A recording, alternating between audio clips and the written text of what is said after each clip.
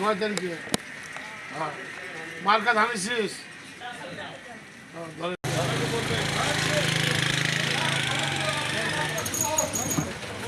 ভাই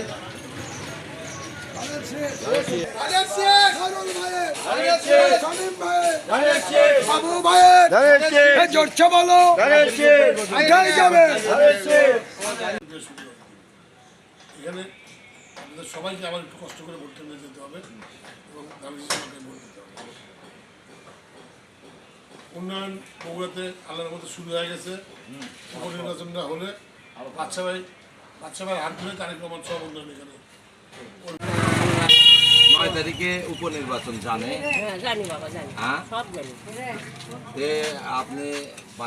আপনার বাসায় কয়টা ভোট? আমার এখন আমরা দুইজন, আমরা স্বামী আর আমি, আরো আছে সব ধানের শীষের তো? হ্যাঁ ধানের শীষ, আমি তো ধানের শীষ তাই জানি। আমার স্বামী থাকেন। আচ্ছা, আসসালামু আলাইকুম। এটার জন্য বলা লাগবে না, আমি এটার জন্য নিশ্চিন্তে ইনশাআল্লাহ। 9 তারিখে উপনির্বাচন জানেন না?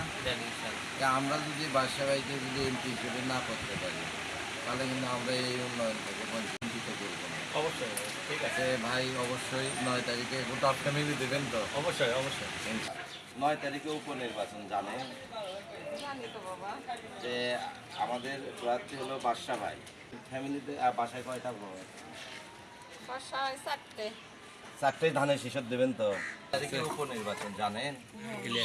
এই উপনির্বাচনে যদি আমরা বাদশা ভাইকে বিপুল পরিমাণে ধানের শীষের প্রতীকে ভোট দিতে পারি, উনি এমপি হয়ে যাবে। আচ্ছা, আমাদের সরকারই কিন্তু বিএনপি, প্রধানমন্ত্রী আপনার ভোটেই কিন্তু 12 তারিখে প্রধানমন্ত্রী হয়েছে তারেক রহমান।